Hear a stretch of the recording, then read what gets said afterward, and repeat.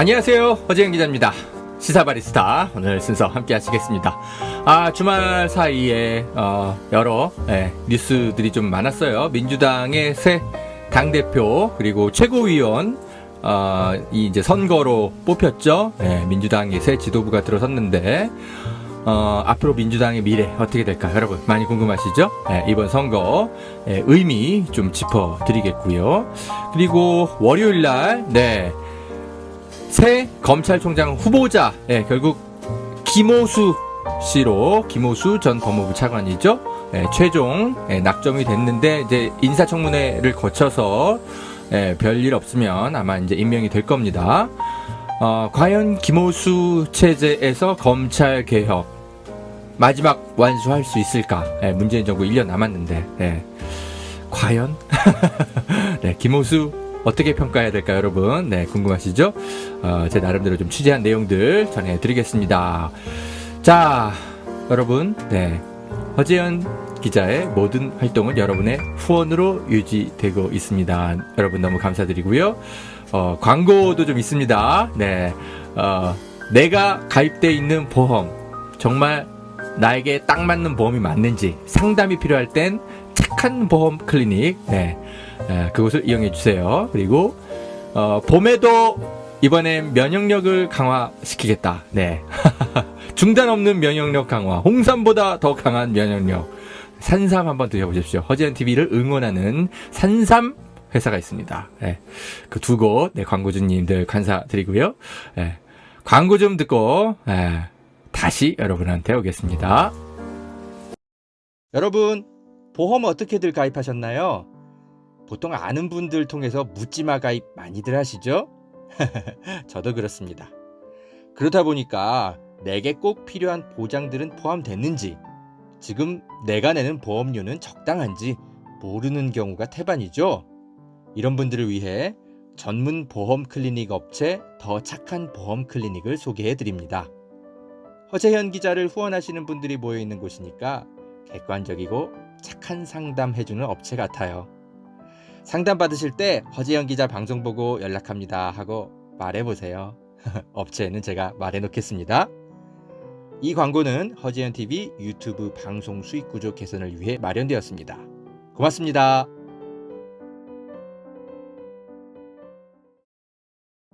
여러분, 산삼도 이제 저렴하게 드실 수 있는 시대라는 것 아셨나요? 산양산삼 한번 드셔보세요. 야생의 산에 산삼의 씨를 뿌려서 키워낸 삼이라 자연에서 나온 산삼과 효능이 똑같다고 하네요. 7년근 산삼을 산에서 직접 캐어 원액으로 만든 산삼 2박스를 허재현 TV 구독자들에게만 36만원에 판매한다고 합니다. 한 박스 아니고 2달치 먹을 산삼이 2박스에 36만원인 겁니다. 물론 36만원 적은 비용은 아니지만 여러분, 홍삼이 아니고 산삼입니다. 홍삼과는 또 다른 차원의 면역력 강화를 느끼실 수 있을 겁니다. 구매하실 수 있는 링크는 유튜브 댓글란 상단에 올려둘게요. 이 광고는 허재현 TV 유튜브 방송 수익 구조 개선을 위해 마련되었습니다. 고맙습니다.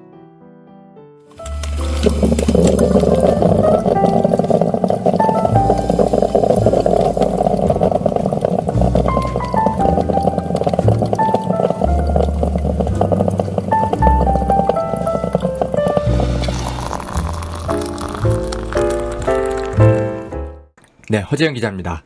자, 더불어민주당의 신임 당대표로 송영길 당대표 이번에 새로 선출이 됐죠.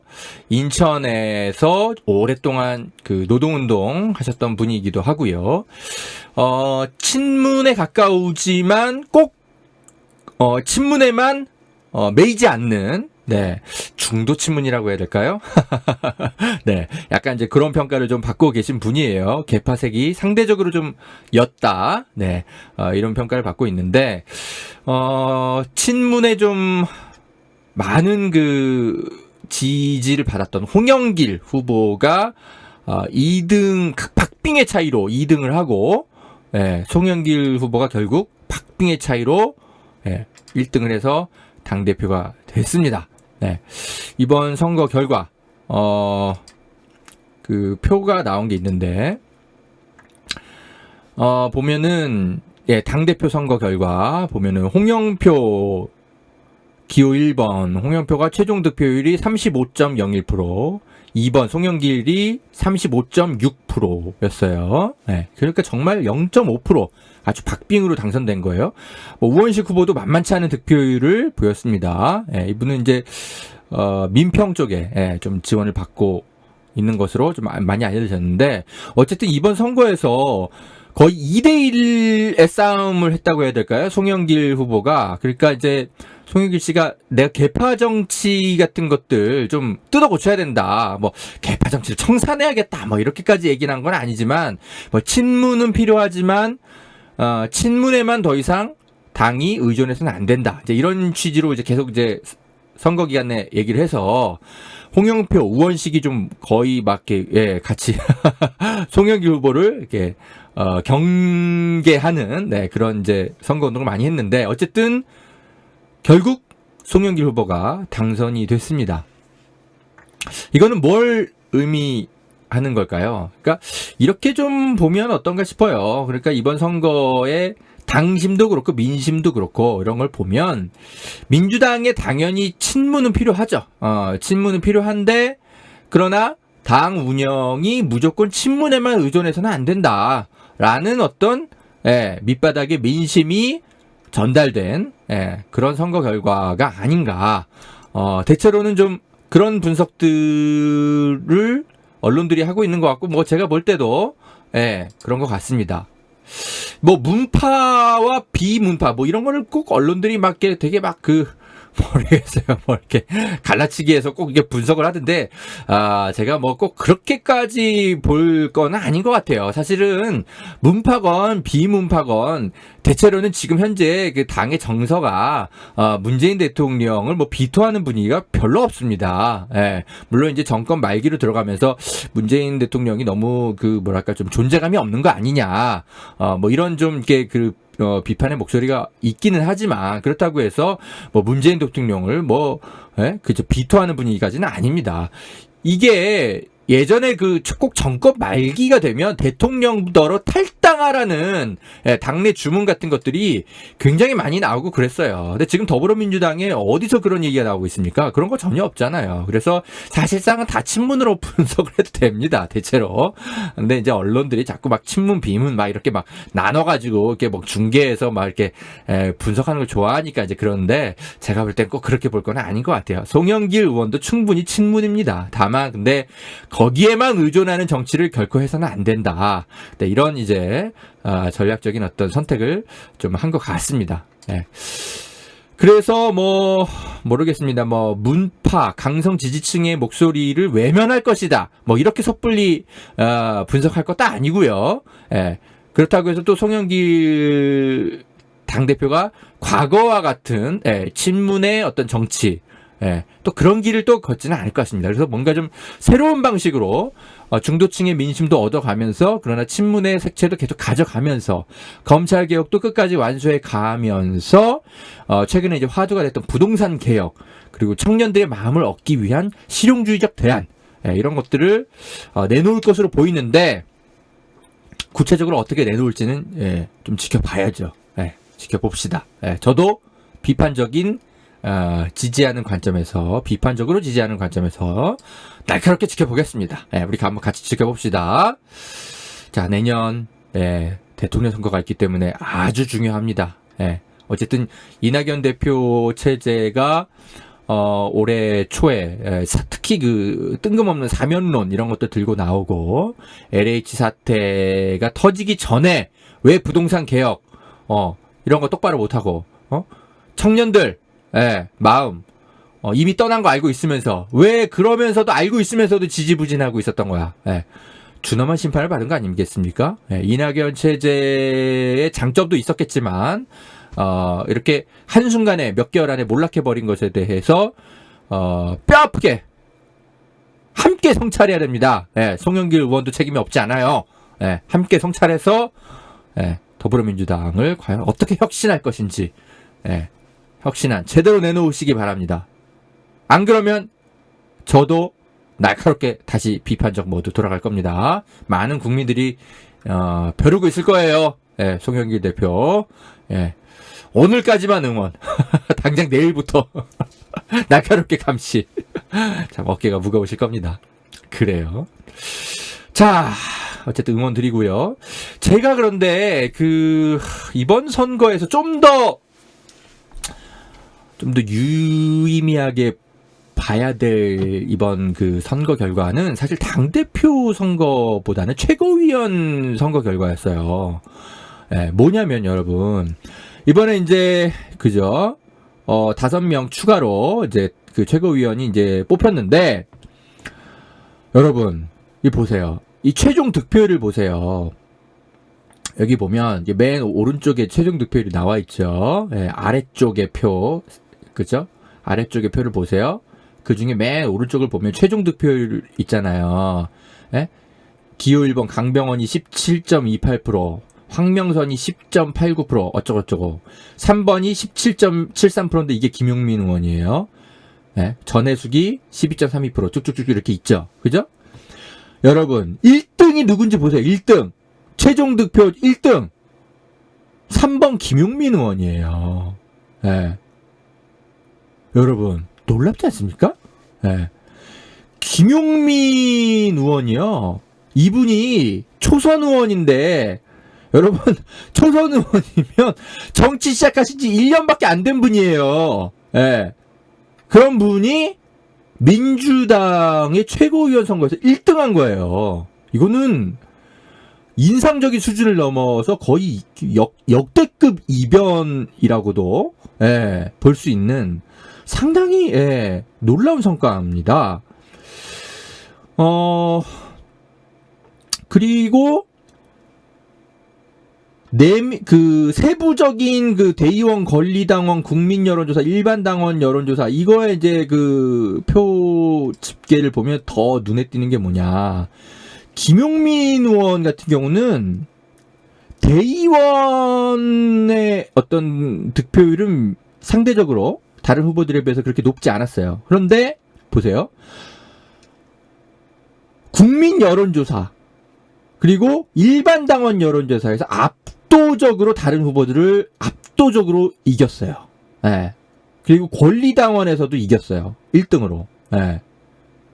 그러니까 이건 뭘 의미하냐. 민주당 지도부급의 어떤 이제 대의원들, 예. 그런 사람들은 상대적으로 백혜련 의원이나 이런 분들을 좀 이제 많이 선호했는데, 그죠? 예. 그런데 나머지 수십만 명의 권리당원이나 일반, 그죠? 당원들은 초선 불과 1년밖에 정치 시작 안 한 김용민 의원을 압도적으로, 예, 눈여겨 봐왔다는 거죠. 지난 1년 동안. 이건 굉장히 놀라운 겁니다. 예, 이거는 예전에 누구야? 박주민 의원도 이런 정도로 1년 만에 이런 파란을 일으키진 못했었어요. 예. 대단히 놀라울 정도인데, 그럼 도대체 무엇을 봐온 걸까? 김용민 의원한테. 예? 도대체, 제가 이렇게 가만히 보는데, 모르겠어요. 그러니까, 김용민 의원이 개혁요정이라는 별명을 얻었잖아요. 예. 그러니까 이분은 애초에 의원이 됐을 때부터 검찰개혁 하겠다. 예. 이런 거 내걸고, 그죠? 선거에 나왔던 분이잖아요. 여러분 다 아시는 서울시 공무원 간첩 조작 사건. 네, 그거 직접 밝혀낸 변호사였죠. 그러니까 노무현 대통령이 간첩 조작 사건 밝혀내서 변호인이라는 영화 다 보셨잖아요. 그러고 나서 이 정치의 필요성을 느낀 것처럼 김용민 의원도 똑같은 케이스거든요. 네, 어떻게 보면 좀 스토리가 좀 비슷해요. 네, 원래 정치에 큰 관심이 없던 사람들이. 그죠? 그리고 김용민 의원도 노무현 대통령하고 비슷한 나이에 정치를 시작했죠. 예. 그러고 나서 막상 이제 국회의원이 당선이 됐는데 그 이후로 1년 동안 모습을 보는데 이분은 당 내에서 검찰 개혁과 관련한 어떤 노선과 관련해서 여러 가지 구설수와 말들이 나올 때마다도 흔들림 없이 계속 검찰 개혁을 주장했던 그런 모습들이 있었어요. 아마 그런 것들을 당원들이 계속 봐왔던 게 아닌가 생각이 듭니다. 그러니까 이분은 그죠? 그러니까 최근에 그 왜 지방 재보궐선거 있고 나서 초선 의원들이 참패 원인을 이제 분석한답시고 조국 장관과 거리두기 못한 거 우리 민주당이 반성해야 된다 이런 식으로 성명을 냈잖아요. 얼마나 좀 황당했습니까?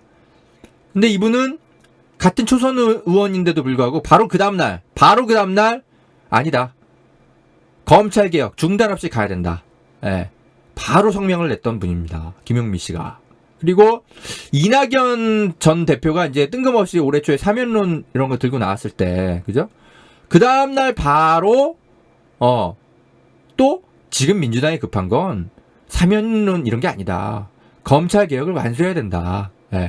이런 입장을 바로 냈어요. 누구 눈치도 안 보고. 그래서 제가 야 이분 정치 오래 하시려면 당대표한테 너무 이렇게 눈밖에 벗어나는 거 아니야? 제가 이제 사적으로 좀 친하니까 좀 약간 걱정도 하고 그랬는데 뭐 그런 거 그냥 하더라고요. 약간 놀랐죠. 그리고 또 이분이 그 얼마 전에 열린공감 TV 나와서 저랑도 이제 인터뷰하고 강진구 기자랑 인터뷰하면서 또 약속하고 갔던 거 여러분 그때 보도 보셨습니까? 지난 4월 달에. 네. 저는 이분 그때 최고위원 선거 나올 거라고는 상상도 못 했었어요. 그때 그저 민주당이 이렇게 참패할 줄 그렇게까지는 예상을 못 했었으니까. 그때도 여기 나와가지고 올해 안에 검찰 수사권과 기소권 완전 분리 법안 이거 반드시 올해 안에 특히 6월달 전에 통과시켜버릴 거다. 반드시 그렇게 해내고 말겠다. 이분이 지금 법사위원이잖아요. 그렇게 약속하고 돌아갔었어요. 기억나십니까?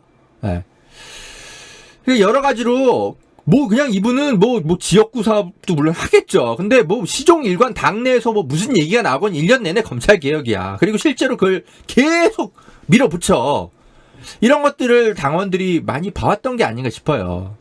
그러니까 여러분 아마 이런 의심도 하실 거예요. 아 이거 뭐 그래 뭐 선거 최고위원 선거 나왔으니까 민주당원들 마음 얻으려고 원래부터 작정 하고 좀 약간 좀 홍보한 거 아니야? 이렇게 이제 생각하실 수도 있죠. 그렇게 의심할 수 있을 텐데, 충분히 그럴 수 있죠. 근데, 여러분, 제가 말씀드릴게요. 김용민 의원은, 제가 좀, 그래요. 아시잖아요. 제가 오래전부터 사적인, 그죠? 친분이 있어 왔기 때문에, 이분과는 지금도, 지난주에도, 하여튼 이런저런 저랑 얘기도 하고 그랬어요. 근데, 사적인 이야기를 하는 몇 안 되는 국회의원 중에 한 명인데, 이분은, 올해 1월 달인가 2월 달인가부터 제가 허재현 TV에서 비공개 라이브 방송 여러분이랑 한 적이 있었거든요. 그때 제가 김용민 의원 문자 소개해드린 적 있잖아요. 올해 안에 검찰의 수사권 기소권 완전 분리를 하는 법안을 내가 좀 법안 발의를 할까 구상하는 게 있다 하면서 저한테 이제 좀 상담 비슷하게 하면서 이렇게 카톡 보낸 거를 제가 여러분한테 몰래 보여드린 적 한 번 있었어요. 우리 몇 명 안 봤어요 그때 방송하실 때. 그러니까 그런 분이에요. 애초에. 그러니까 정리하면 이분은 국회의원 되기 전도 그렇고 되고 나서도 그렇고 뭐 최고위원 선거가 있거나 없거나 상관없이 계속 검찰 수사권 완전 박탈. 이거를 그냥 사명감을 갖고 그냥 밀어붙인 사람이에요. 이건 진정성 믿으셔도 돼요. 허재현 기자가 이건 그냥 검증이 이미 끝나 있고 이미 저랑 계속 얘기하는 사람이에요. 그러니까는 믿으셔도 돼요.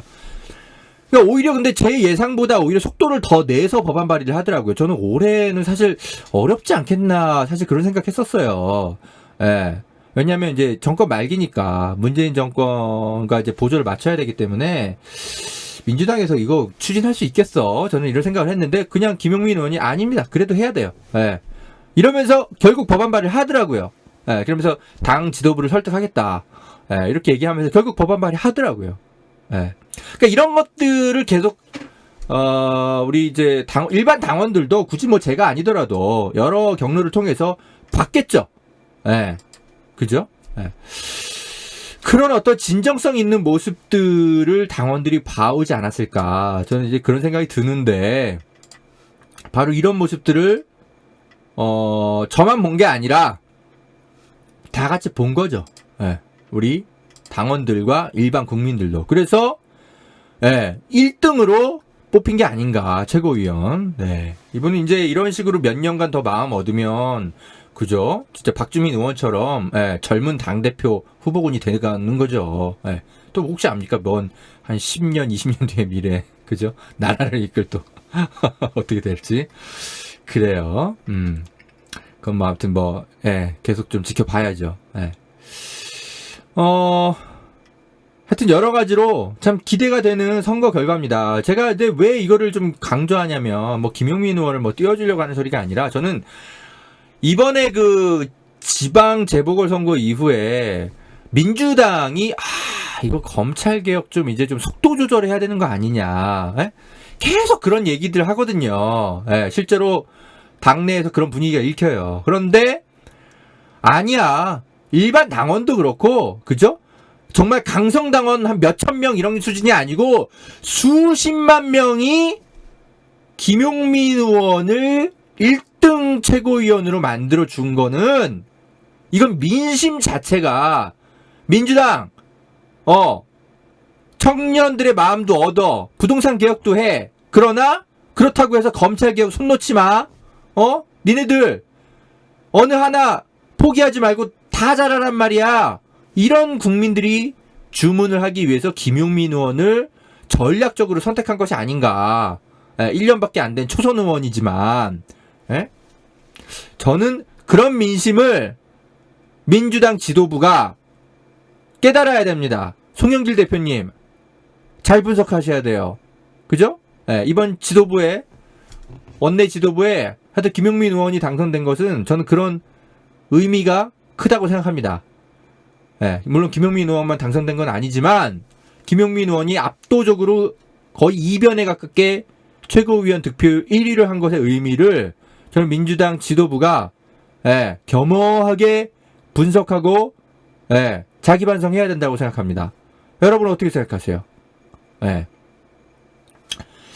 김용민 의원 제가 당선되고 나서 축하 문자 안 보냈습니다만 그런 거 보낼 사이도 아니에요. 저희는 그런 거, 그런 거는 진짜 별로 안 친한 사람들이 눈도장 찍기 위해서 문자 보내는 거고, 저는 김용민 의원한테 그럴 필요도 없어요. 근데 아무튼 김용민 의원이 오늘 뭐 했나 페이스북 살펴보니까 봉하마을 오후에 내려갔다 오셨더라고요. 좀 약간 비 오고 쌀쌀한 가운데, 근데 이렇게 이 낮은 바위 있잖아요. 낮은 바위, 거기 앞에 이렇게 털썩 주저앉아가지고 오랫동안 노무현 대통령님하고 마음의 대화를 나누고 돌아왔던 모양인 것 같더라고요.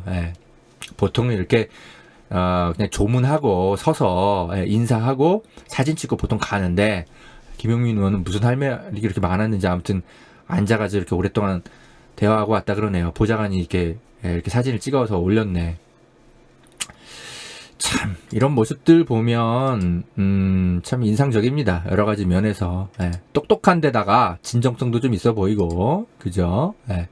노무현 대통령도 아마 어쩌면 나를 찾아오는 사람들이 이렇게 낮은 비석을 일부러 세운 이유가 나를 이렇게 위에서 내려다보고 가지 말고 그렇게 앉아서 나랑 좀 편안하게 좀 얘기 좀 하다 가요. 이런 뜻에서 낮은 비석을 세웠던 게 아닌가. 저는 예전에 그렇게 김경수 비서관한테 그렇게 들었던 것 같거든요. 이 낮은 비석의 의미를 김용민 의원이 잘 파악하고 계신 것 같네요.